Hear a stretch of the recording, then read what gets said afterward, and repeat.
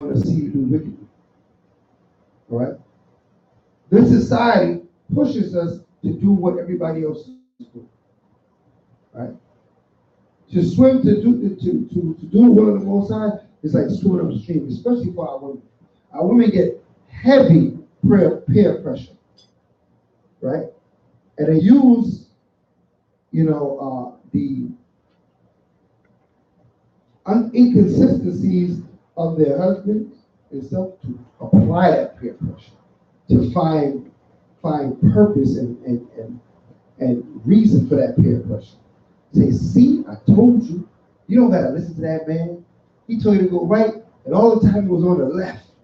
You don't gotta listen to that man, right? But they don't want to see a woman that listens to her husband. This society is totally against that. Right? Totally against that. Everybody gonna be in their ear. If you make one error, they're gonna be all over. See? You there listening to that man. Right? We don't. But let it be the hidden man of the heart, Right? and that which is not corruptible, even the ornament of a meek and quiet spirit. A meek and quiet spirit. Not loud and railing and running and popping off. A meek and quiet spirit. What does that mean? That you calm. It doesn't mean that you boring. It just means that you calm. Okay? Right? That you're not anxious. You're not aggravated. But you're calm. You're cool. You're collected as a woman. Right? That's how a woman is supposed to roll. So now we analyze men, we analyze women a bit. Let's analyze a marriage. Let's get 1 Kings 21:1.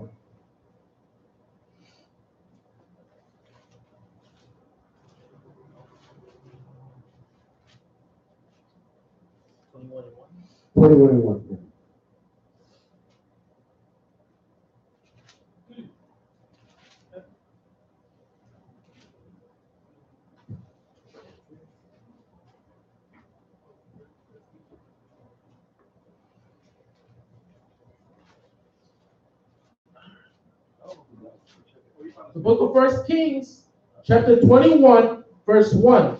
And it came to pass after these things that Naboth the Jezreelite had a vineyard, which was in Jezreel, hard by the palace of Ahab. So Naboth had a nice vineyard, with all the grapes and the vines. And it was hard by the palace of Ahab, meaning that it was right next to Ahab's house, his palace. But it belonged to Naboth, right? That's his vineyard, Hard by the palace of Ahab, king of Samaria. Right? And Ahab spake unto Naboth, saying, Give me thy vineyard, that I may have it, that I may have it for a garden of herbs, because it is near unto my house, and I will give thee for it a better vineyard than it. Right, I'll give you a bigger, better vineyard, but I want your vineyard because it's right next to my house. It's convenient for me. Right? Or if it seem good to thee, I will give thee the worth of it in money. I'll pay you for it. Right? Fair enough, right? He wanted the vineyard next to him. He said, I'll pay you for it. Or I'll give you a better vineyard than that because that was right next to my house. I would like to have that. And Naboth said to Ahab, The Lord forbid it me, that I should give the inheritance of my fathers unto thee. Right, so we know the law in that. Those of us that be coming to Shabbat service. What's the law in that? Could you give away your inheritance? No. Once you've inherited land, all you can do is rent it out to someone, but it always belongs to you. So you can never sell it. If it's inherited land, you can never sell it. Everybody say that? All right. So Naboth is telling him, this is Torah. Naboth is telling Ahab. He said, no, the Most High forbid. This was inherited land. Ahab supposed to know that now. When he said that, he know the Lord of Most High. He supposed to say, oh, they're inherited? All right, well, go back and forth. Right? Read on. And Ahab came into his house heavy and displeased because of the word which Naboth the Jezreelite So his countenance is down. had spoken to him, for he had said, I will not give thee the inheritance of. He was upset because Naboth spoke uprightly and said, let him know I can't give you the land because it's inherited. Right? He got upset about it, Ahab, and came in the house with a heavy countenance, complaining about Naboth. Right? Read on. And he laid him down upon his bed and turned away his face and would eat no bread. This man actually had a fit. He went in the house, laid down, turned his back. He's so hurt because the Naboth told him no. He in his emotions right now. You gotta see the vineyard every time he come outside. So But the man told him that it's an inheritance. Oh, I understand that. From that point on, he wants to be good with it. He know the Lord the Most High. He wants to be, oh, well, Dad, hey, I can't get it then. It's all good. But now, he wanted it so much, he's in his lust now. He's coveting the Bob's vineyard. You know what I mean? So he has a covetous spirit on him right now. And right now, he's all in his feelings about the man's vineyard. Read on. But Jezebel, his wife, what did it say? Read on. came to him and said unto him, Why is thy spirit so sad? What's going on with you? You didn't have pouting, back turn, you're not eating. What's going on with you, Ahab? Read on. That thou eatest no bread?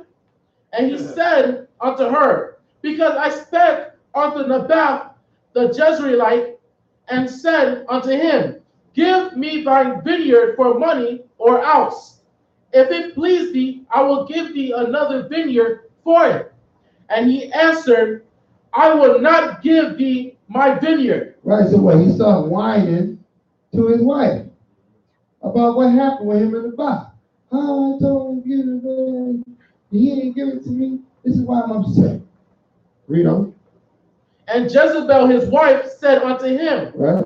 Dost thou now govern the kingdom of Israel? Now his wife is going on. Now his wife should have checked him and said, listen, man, you coming in the man's vineyard. Rise up, man, sign that face, man. He almost had that spirit on you, man. You got to repent. But no, she goes along with him. Not only does she go along with him, she add more sauce to the situation. Right? Read on. Arise and eat bread, and let thy heart be merry. I will give thee the vineyard of Naboth the Jezreelite. So she said, I'll get that vineyard for you. Now he's supposed to shut her down at that point. Like, what you mean you gonna get it? If I ask the man for it, he ain't give it to me, how you gonna get it? Nah, since you going off. You gotta repent. Nobody checking nobody. Yeah. Right? No one is checking anybody. The Most High is not running this marriage right now. This marriage is being run by what? Their personal emotions. Right? This is what happens in a lot of households. Right? Somebody wants something, therefore the Lord the Most High goes flying out the window. Because, oh, you're upset. Right? That can't be. What you learn here is how not to be. Don't be an Ahab for a man, right? And don't be a Jezebel for our sisters. Somebody got to check it at the door and say, we going off. What you trying to, what? Wait, husband, you going off. Wife, you going off. Somebody got to say, we have to repent. We need to face Israel. We need to set up the prayers. Get the frankincense and myrrh. Right? Somebody got to call in the Most High. If neither one of you do it, and you're in agreement, you bringing that demon into your house. Your house going down. As husband and wife, you have to check each other when it comes to the Lord of the Most High. You understand this? You know? So she wrote letters in Ahab's name, and sealed them with his seal, and sent the letters unto the elders and to the nobles that were in his city, dwelling with Naboth. And she wrote in the letter, saying, proclaim and fast, and set Naboth on high among the people, and set 2 men, sons of Belial. Sons of what? Belial? Belial? Belial? Belial. Belial? What's that? Sons of Belial means Belial. wicked dudes. When you see sons of Belial or Belial in the scripture, it's talking about wicked dudes. Okay? Cats that will do anything. Now you got them people that we grew up in, they'll just bout it. Right? Yeah, the people call Raheem, who settle his beef right now. He's coming with the guns blazing. That's 2 sons of Belial. Cats that don't give a damn. For $1, they'll do whatever. You know what I mean? Or you want to go take care of that cat? Let's go take care of it right now. Like we call them mercenaries and stuff like that. We don't have mercenaries in the hood. We call them Rudy. Yeah. We call Rudy out Rudy. Yeah. Things are going. Yo, handle that for me. Rudy go, don't worry yourself. Right? And he go down the street and he do things he ought not to do. And you act like it ain't got nothing to do with you. Right? Next thing you know, you hit Rudy off a little something. I have on that situation. Right? This is how we grew up. I grew up in the hood. Right? We had people that just didn't, they black out. Right? And they did whatever. That's what she went to get 2 sons of Belial. Right? What would be the proper way for a woman or a wife to check her husband? Because, a lot of sisters might hear that and assume that they can get all loud and rowdy. Oh, no. Even though in the scripture, for Timothy 2, verse 11. But we already went to all the submission scriptures. Yeah. You know what I mean? And that you are Lord. You know what I mean? When I said somebody got to say, it's like I gave example on how to do it. I said, we got to repent. We need to face the Most High. We have covenant. You know what I mean? If a sister going to check her husband, you better come with law, with Torah. Don't check me with your feelings. Then you'll get your feelings hurt, right? So if you're going off in the house and your wife notices, she needs to start facing the east for you. She needs to start saying, no, this is the spirit of convention, not Torah. And some people say, well,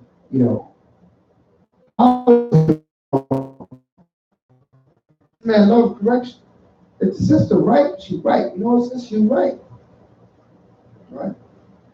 She always got to approach her husband with all due respect. But if she right, she right.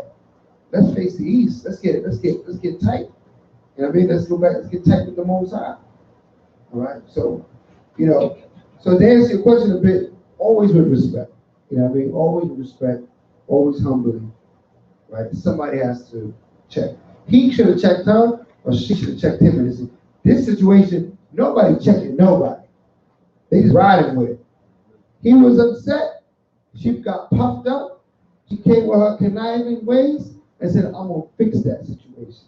And he was saying, thou didst blaspheme God and the king, and then carry him out and stone him, that he may die. So what he did, she wants to frame him and set him up so he can set him up to get killed for the vineyard. That's her remedy to the issue.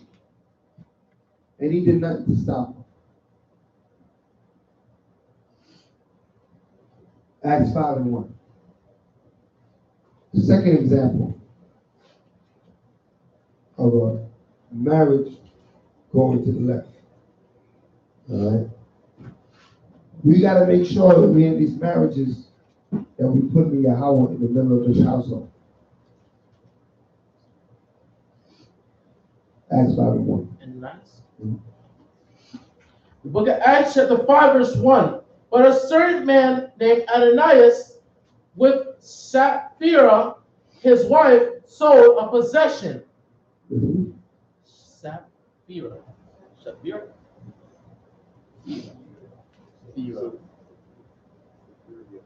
Okay, so fair. All right. But a certain man named Ananias and Sapphira, his wife, sold a possession and kept back part of the price. His wife also being privately to it and brought privy. And brought a certain part and laid it at the apostles' feet. So now Ananias decided he was going to play a game with the apostles and not wholly give the total sum. The total sum of the offering that was supposed to be given. Everybody was given. Everybody agreed to give a certain amount. He said, "I'm gonna hold back part." And she thought he was being smart, and she thought she was being smart right along with him. Yeah, hold back some. Right? She should have what? She should have went to her husband. She said, "Her husband, we cannot do this thing, for we will surely be stoned or killed." Right? Somebody should have said something. This is not honest. Sometimes we don't want to get instruction, correction from our wife, but you know what? If they right, they right. Man. You know what I mean? As men of the Most High, we can't fear that. If you right, you right. If she would have stepped in and said, "Oh, thus saith the Most High," she would have been right. She might have saved his life. You know what I mean? You might have your mind set on something to do something. You don't realize you're doing wrong. But somebody close to you can tell you, "Hey, what about the commandment? What about this commandment? That?" Oh, you got a point. I didn't even think about that. That person about to save your life. Every time we sin, we put ourselves in jeopardy of judgment. Right? The wages of sin is what? Yeah. So every time we sin, we put ourselves in jeopardy of judgment. So we got somebody that got your back like that, that's a beautiful thing. All right, read. But Peter said, "Ananias, why hath Satan filled thy heart to lie to the Holy Spirit and to keep back part of the price of the lamb?" Right, so he knew right away, you dealing with men of the Most High. He said, "Man, Satan filled your heart, Ananias. You held back part. You didn't bring the whole sum. You know? Whilst it remained, was it not thine own? And after it was sold, was it not in thine own power? Why hast thou conceived this thing in thine own heart? Thou hast not lied unto men, but unto the Most High." Right, you lied to the Most High. You lied to men. Men was collecting the money, but this is about the Father. They were doing the work of the Most High. You want to be down with this work, you should have stayed out of it then. You want to be down with the work, but you want to be half-stepped. Oh, since you were half-stepped, this is what the deal is. All right, read on. And Ananias, hearing these words, fell down and gave up the ghost. He what? He gave up the ghost. What does that mean they gave the ghost? He died. He died. Most High put judgment on him right away. Instantly. It's not a time to play around, man. The apostles on the scene, the Spirit is there, they moving, the people giving all that they own and bringing it to the apostles, and the apostles are going to take all the money and redistribute it that everybody has. So there'll be nobody that doesn't have it, people that have it and don't have it. You take everybody's stuff, sell it all, get the money, and then distribute it to everybody. Everybody has the same amount. That's what was going on. But Ananias trying to be slick. He sold his stuff, but he said, "I'm going to hold back just in case. I got to be one up on people." He died right there on the spot. You know? And great fear came on all them that heard these things. Come on. And the young man arose, wound him up, and carried him out and buried him. Read. And it was about the space of 3 hours after, when his wife, not knowing what was done, came in. Read. And Peter answered unto her, "Tell me whether ye sold the land for so much." And she said, "Yea, for so much." Right, so she what? Today what you say, she be a ride or die chick. Right? Try to be Bonnie and Clyde. They try to be going down together, honey. Right?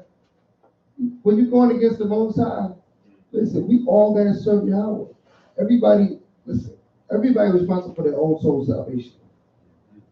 Right? We're joined, we help one another, but you have to do what's right in the sight of the Most High.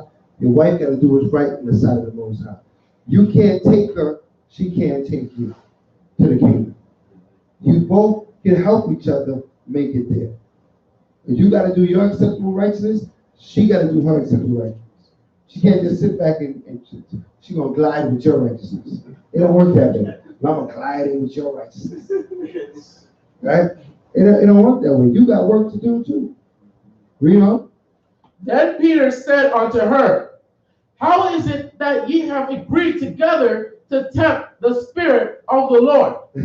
Behold, the feet of them which have buried thy husband are at the door, and shall carry thee out. Right, what that mean? She about to drop dead too. Read on. Then fell she down straightway Straightway. at his feet. Bam, right on her face. They was already ready to Spirit bury gone. Them brothers already on the way to pick her up. Most High, but the Most High project, we don't play. We don't play. Ain't no time to be reasoning things. So we have to make sure when we have chance that we rehearse the righteous acts. Done? God. We get it in our spirit, our mind that we're gonna say what we're gonna do. We're gonna do and say what we're gonna do. We're not gonna be half-stepping, faking. The Most High will call us out on that faking. Okay. You gonna do some wickedness, man? I'm not condoning it, right? But try not to drag your wife into it. You know what I'm saying? If you know that you're not sure, maybe your mind ain't right, you know, you gotta have responsibility. You gotta take responsibility for what you do. Putting it on your wife, that's not good.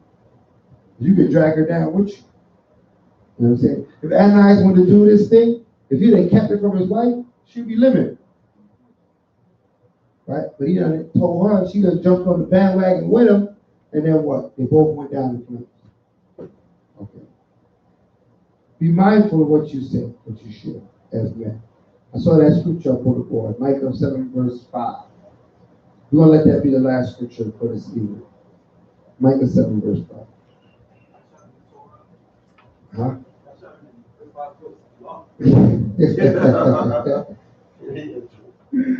That's an important scripture because it keeps peace. It's very responsible. The women may not like this scripture because they want to know everything. But as men, you are not obligated to tell your wife everything. Certain things they don't need to know. Okay? You have to use wisdom. Certain things, it's too much for them to handle. Why put the burden on them? Not that you lying to them, but you let them know, listen, I'm not going to tell you. If you tell somebody you're not going to tell them, you're not lying. Right? You're just not telling them. Right? Well, what happened? I can't tell you. That's not a lie. I'm just not going to tell you. Right? You can make a decision not to tell somebody. But don't make up something. Don't make up some false story. Because now you what? You did treacherously. Now you lied to them. Right? It was a lie to them. So you say lie not one to another. That's Torah. We ain't supposed to be lying to each other. If you feel that you don't want to give this information over to your wife, you are not obligated. Let me prove it to you. Read that. The book of Micah, chapter 7, verse 5. Huh? Trust ye not in a friend. Right? Put not confidence in a guide. Come on. Keep the doors of thy mouth from her that lieth in thy bosom. Anybody that said that? The doors of your mouth? Keep your mouth shut on certain things. Especially things that don't pertain to your wife. Because brothers trade information, we talk about things. You don't need to be telling them about that. Because next you know that information will travel and then went somewhere and then come back to meet you. And you're like, how the hell did this come back all the way around here? And you look at your wife like, did you? Did you? Don't ask that question. You should have kept the doors of your mouth shut.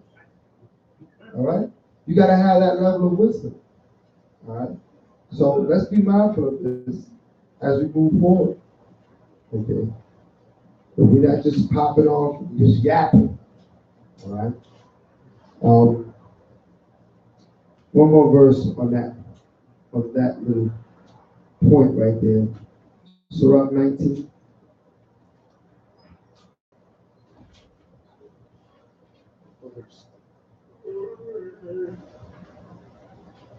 Verse 6. The book of Surah, chapter 19, verse 6. Yep. He that can rule his tongue Right. shall live without strife, And he that hateth babbling shall have less evil. Right. So rule your tongue. Scripture says, close the doors of your mouth. Rule your tongue. Careful what you say. You don't gotta say everything. Okay? Some things you need to keep it to yourself. Why burden your life with certain things? Remember, your job is to what? Protect your wife and your family. You know? Rehearse not unto another that which is told unto thee. But sometimes something's told unto you, it's for you. It's not for you to pass it on. Rehearse not what was told unto you to another. Read on. And thou shalt fare never the worse. Then nothing else is going to come back around to you. If you don't tell nobody, then it'll stay with you. Read on. Whether it be to friend or foe, Come on. talk not another man's life. Don't gossip about other men's life. You know something that's private, let it stay that way. Right? There's no purpose. Unless there's a purpose of bringing this out, don't bring it out. Keep it to yourself. You know? And if thou canst without offense, reveal them not. Right? For he heard and observed thee. And when time cometh, he will hate thee. You will what? He will hate thee. That's right. He's going to hate you for telling a secret. Okay? So we have to have control of our mouths, right? No pillow talk, huh? Or your pillow talk needs to be about your own stuff. All right? Don't pillow talk about nobody else's stuff. All right, so that concludes the Marriage 103. Okay? So that was the third class on marriage. We have one more class on marriage, which will be held on next Friday coming. You know, and then we're going to explore a different aspect, which is, you know, the joy of it. You know, how you're supposed to enjoy it. You know, how the Most High lays it out for us and shows us how to interact. So, you know, like I said, if you go on YouTube, you can get 101, 102, and tonight 103 will be posted shortly, right? So you can have a full understanding on marriage from Genesis all the way to Revelation. And you have to question nothing when it comes to the Most High and what he knows and what he has instructed us by way of marriage. Come? All right. With that, I'm saying, my people, Panya Yerashim, stand and face.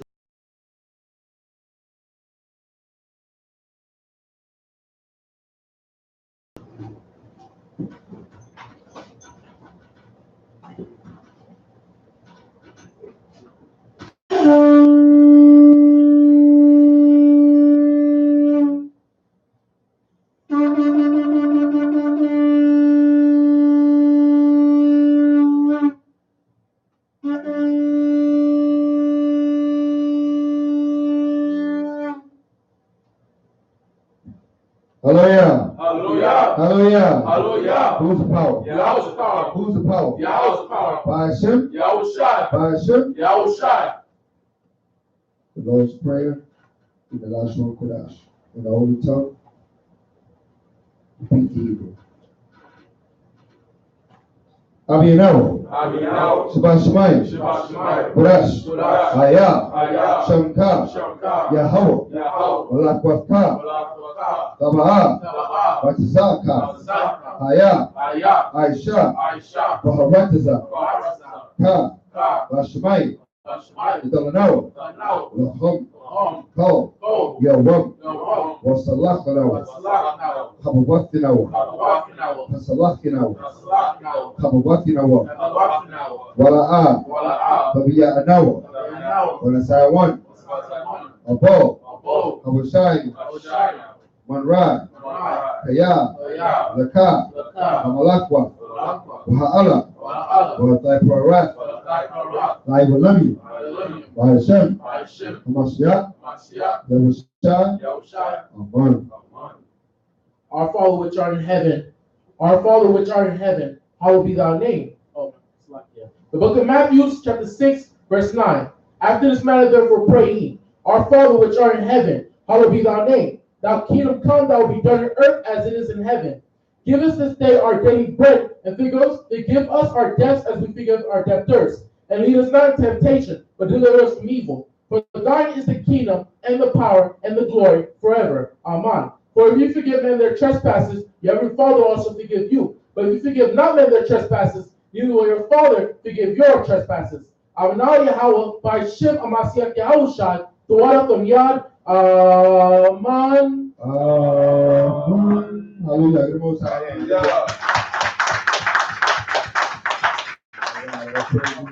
So everybody coming out, remember, don't forget, tomorrow at noon will be the Shabbat service, the Torah reading.